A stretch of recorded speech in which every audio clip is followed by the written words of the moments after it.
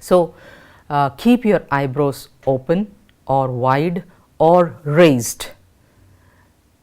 पहली बार नहीं होगा, you have to keep it, practice करना ज़रूरी है. कैसे प्रैक्टिस करोगे? एज़ यूजुअल आईने के सामने, चाहे वो अच्छा लगे या ना लगे, पर आप आईने के सामने अगर प्रैक्टिस करोगे तो आप अपना चेहरा अच्छी तरह देख पाओगे. हाँ, आपका कोई ऐसा फ्रेंड हो जो आपको सुने तो उसके सामने भी प्रेजेंट कर सकते हैं, पर ऐसा फ्रेंड जो आप कुछ भी करें, गलती करें तो वो आपको नहीं सुधारे, तो then he is not your friend, he is just saying yes yes yes.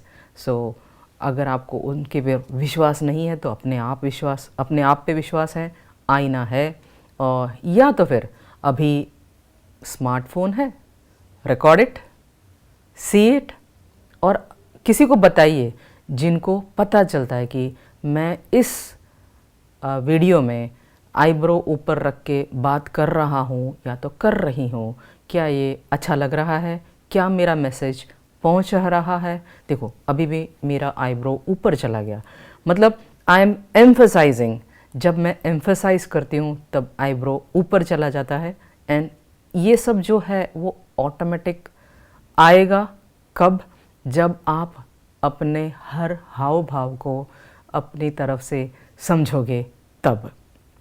Otherwise it will not be natural to you. ये इम्पॉर्टेंट है.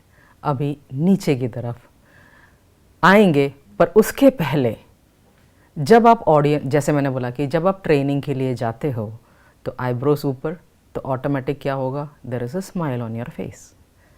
आप रूम में आइए, हाँ, भरे हुए हॉल में आपको थोड़ा सा अजीब सा महसूस होगा, अगर पहली बार है, दूसरी बार है या 5वीं बार हो, पर थोड़ा सा तो आपको ऐसा लगेगा. बट देन पॉज का मतलब ये नहीं कि आप चलना बंद करें. आप अंदर आए, आईब्रोज ऊपर, with a smile, natural smile ही नहीं, बराबर. तो नेचुरल स्माइल, जो आपका नेचुरल स्माइल होता है, वो नेचुरल स्माइल लाए और pause and then look at the audience. अगर आप राइट से लेफ़्ट में देखना चाहते हैं तो राइट से लेफ़्ट, लेफ़्ट से राइट में देखना चाहते हैं तो लेफ़्ट से राइट. इससे आपको पता चल जाएगा whether your audience are interested in listening to you or not. क्यों? जब आप आएंगे, अगर जो बातचीत चल रही है वो बंद हो गया, उसका मतलब they are interested in you, plus they feel that you are confident. एक आईब्रो ऊंचा करने से, पॉज करने से, अच्छे से नेचुरल स्माइल देने से, इतना करने से सामने ऑडियंस को लगेगा यस यू आर कॉन्फिडेंट. और इतना करने से मेरा एक्सपीरियंस ये है कि आपको खुद को, you will feel that yes you are confident in delivering this presentation or this speech or anything when you are coming in front of the stage. तो इतना करिएगा, प्रैक्टिस करिएगा. अब गलती या तो कन्फ्यूजन कहाँ पे होता है? जब मैं ट्रेनिंग देती हूँ पॉज पे. अच्छा, मुझे आना है, अब ये कैसे प्रैक्टिस करें? आपको स्टेज चाहिए? नहीं चाहिए. घर पे आप प्रैक्टिस कर सकते हो, पागलपंती कर सकते हो. अपना रूम है, कॉन्फिडेंस नहीं है, दरवाज़ा बंद कर दो. दरवाज़ा बंद करके बाहर चले जाओ, दरवाज़ा खोलो, आईब्रोज ऊपर, स्माइल, नेचुरल स्माइल. इमेजिन करो कि आपके इर्द गिर्द you have audience. Smile, pause and then have eye contact. Simple. पहले ये भी देखना ज़रूरी है कि आप कहाँ से देखना पहले शुरू करते हो. आप राइट से लेफ़्ट देख रहे हो या लेफ़्ट से राइट. अब इसका मतलब क्या? कभी कभी एंट्रेंस लेफ़्ट से होता है, कभी कभी एंट्रेंस राइट से होता है. सो अगर लेफ़्ट से होता है तो आपकी आंखें राइट से लेफ़्ट में जाएगी या लेफ़्ट से राइट में जाएगी, वो डिसीजन किसको लेना है, आपको ही लेना है। दैट इज़ वाई आप कंफर्टेबल किस में हो वो देखना ज़रूरी है। इन अ वे जब आपने सबको देख लिया, आपने सबको हेलो भी बोल दिया और आपने मैं आ गया हूँ या मैं आ गई हूँ अपने प्रेजेंटेशन देने के लिए, ये भी आपने नॉन वर्बली बता दिया। अब कुछ चीज़ें ऐसी हैं जो आपको बुक में नहीं मिलेगा, this is all with my experience, और जो बच्चों को मैं प्रेजेंटेशन करवाती हूँ उसके बेस पे ये I am speaking all these things. So take my experience and work on it, and I'm sure you will also succeed in it. So then smile. अब मेरे सामने कैमरा पर्सन्स खड़े हैं, जब मैं स्माइल करती हूँ तो they smile. So when they smile others also smile. इसका मतलब क्या, स्माइल जो है वो कंटेजियस है. गुजराती में इसको बोलते हैं चेपी रोग, राइट. अब चेपी रोग जो है वो अच्छा नहीं है सुनने में, but then this is a very good चेपी रोग. So please spread it and natural smile. दूसरा एक एग्जाम्पल मैं आपको देती हूँ. अब आजकल हर कोई मॉल में जाता है, रेस्टोरेंट में जाता है, अगर किसी को चांस नहीं मिले पर शॉप में तो जाता है.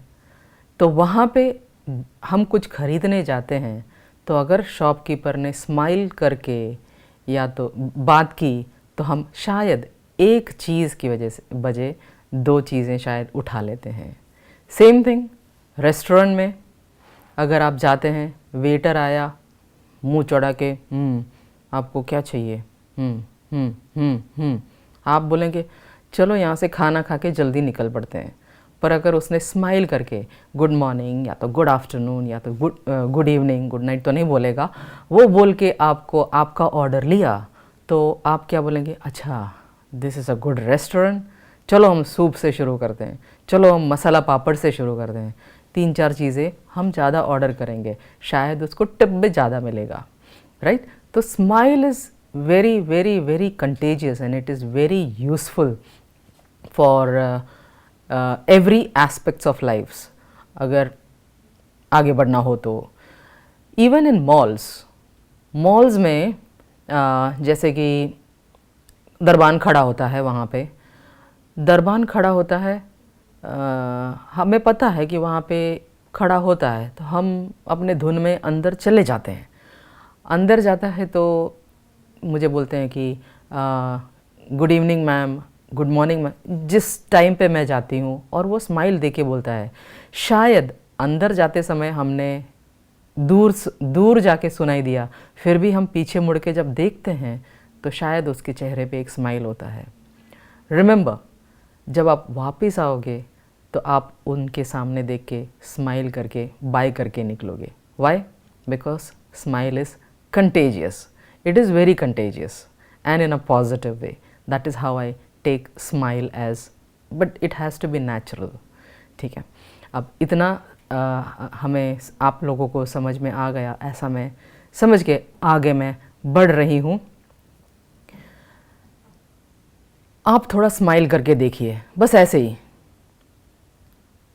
मैंने बहुत एक्सपीरियंस किया है और मैंने बहुत एक्सपेरिमेंट भी किया है.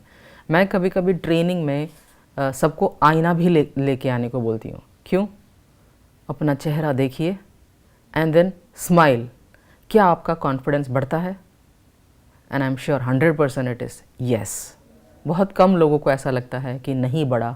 2 बार करेंगे, 3 बार करेंगे, आपका कॉन्फिडेंस लेवल बढ़ जाएगा. That is the power of smile, but again natural smile. Okay. So I am moving ahead with my topic, and in that चेहरे के बारे में मैंने काफ़ी कुछ बोल दिया है. और जैसे मैंने स्टार्टिंग में बताया कि अगर टाइम रहेगा तो मैं और बॉडी लैंग्वेज पे बात करूँगी, पर एट प्रेजेंट मैं जैसे प्रेजेंटेशन प्रिपेयर करके लाई हूँ उसी हिसाब से आगे बढ़ रही हूँ. So I am going back to the lower part of the body और lower part of the face, जो हमने लेना है। जैसे कि से फॉर एग्ज़ाम्पल मैं अभी कुछ बोलूँगी, yes okay, so all of you come to room number 3। अब मैंने क्या एम्फेसाइज़ किया, रूम नंबर 3। मैं एम्फेसाइज़ कर रही हूँ कि 3। आप लोगों को कुछ एम्फेसाइज़ करना हो तो you have to keep it like this. आपका मिड सेमेस्टर एग्जामिनेशन दिसंबर 10th को है, तो आपने क्या एम्फेसाइज़ किया, दिसंबर 10th। आईब्रोज ऊपर। अब यहाँ पे स्माइल करने की ज़रूरत नहीं है, because you are emphasizing it.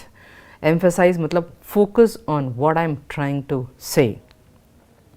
अब कभी कभी आप टीवी देख लीजिए, एंकरिंग देख लीजिए और डिबेट्स देख लीजिए।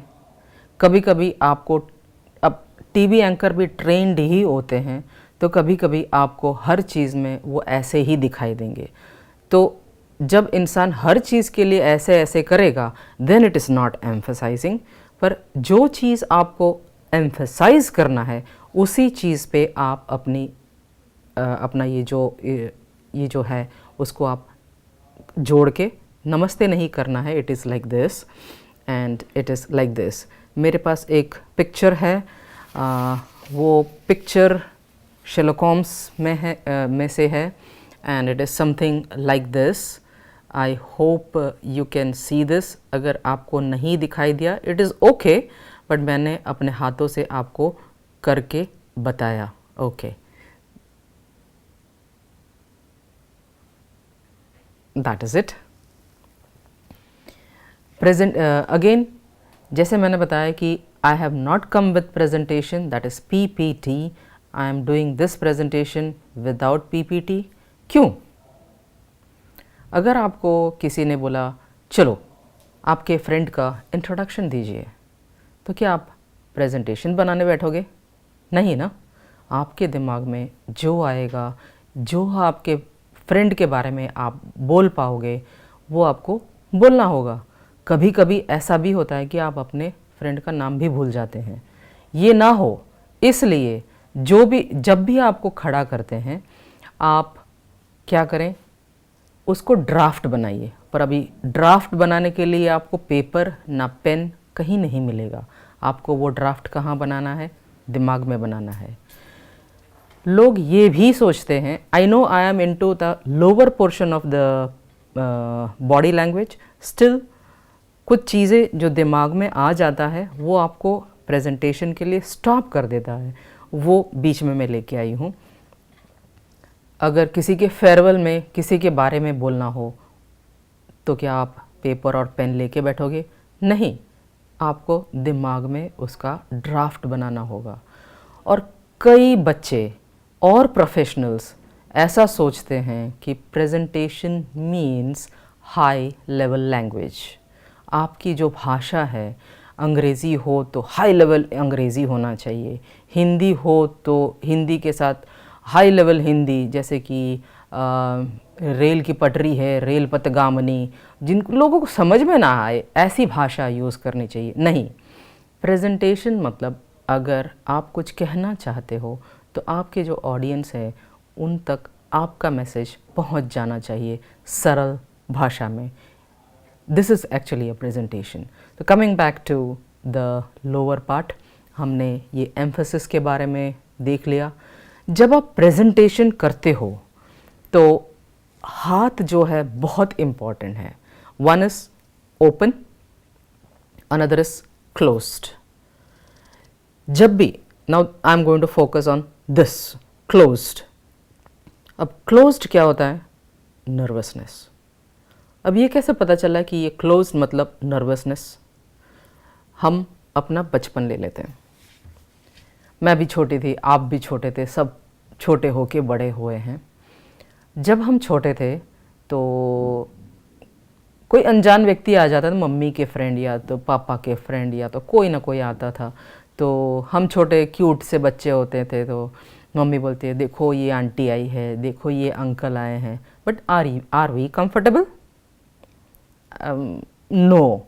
तो हम क्या करते थे, पुराने ज़माने में मम्मी का आंचल पकड़ देते थे, अभी के ज़माने में मम्मी का कुर्ती पकड़ देते थे या तो पापा का पैंट पकड़ लेते थे, राइट। जब हम प्रेजेंटेशन करते हैं, हमारे मम्मी और पापा नहीं है हमारे पास, तो हमारे इर्द गिर्द क्या है? हमारा हाथ। Yes, when we are nervous what we do, okay, हम इतना, कभी कभी तो कुछ लोग इतना टाइट पकड़ते हैं कि उनको पता नहीं चलता कि yes they have held it very very tight. So this is one thing, अगर आपने ऐसा किया तो एटलीस्ट आपको पता चल जाना चाहिए यू आर नर्वस। अब मैं नर्वस हूँ, पर मैं आपको सिखा रही हूँ कि दिस इज़ कॉल्ड नर्वसनेस, तो मेरा दोनों काम हो गया। Again this is also a part of presentation. सो आपको नर्वसनेस पता चल गया, कुछ चीज़ों को एम्फसाइज कैसे करने का है वो आपको पता चल गया। Now the third one that I am going to tell you is about open hand. Very important. जब आप बात करते हैं, मैं ओपन हैंड की बात कर रही हूँ, I am not saying keep your hand like this, but open hand, जो आपका बॉडी है उससे बहुत ज़्यादा नहीं दूर जाना चाहिए, बस इतना काफ़ी है, इतना बहुत हो गया। Means you are open. Open for what? Open for question, open for your feedback, open for everything. आप कुछ भी लेने के लिए तैयार हो। जब आप प्रेजेंटेशन करते हो, you need audience to speak to you, audience to listen to you. वो आप कैसे करोगे? Okay, you don't do this, ठीक है, आप बोलिए। आपने क्या किया है? आपने सब कुछ क्लोज कर दिया है। ये तो बराबर है कि तीन उंगली अपने पास अपनी तरफ पॉइंट करे, but what you are doing is you are closing it, it is not open. अगर आपको किसी को बुलाना है तो what you can do is keep your hands like this, okay, you may speak. जब आप ऐसे बोलते हो कि you may speak, you have kept your hands open and you are welcoming the person. It will take time and it will take time to practice। तो practice करते रहिए। आप अपने फ्रेंड को जब बुला रहे हो या तो फ्रेंड से कुछ पूछ रहे हो, हाथ ऐसे रखिए, ऑटोमेटिक हो जाएगा। करते करते करते ये बाय डिफ़ॉल्ट आपकी आदत पड़ जाएगी। मैंने भी काफ़ी जगह पे देखा हुआ है, आप भी देखेंगे। अगर आप स्टूडेंट हैं तो आपके टीचर, अब आप ऑब्जर्व करेंगे आपके टीचर का हाथ ऊपर ओपन है कि नहीं, आपके टीचर का हाथ ऐसा है कि नहीं। आप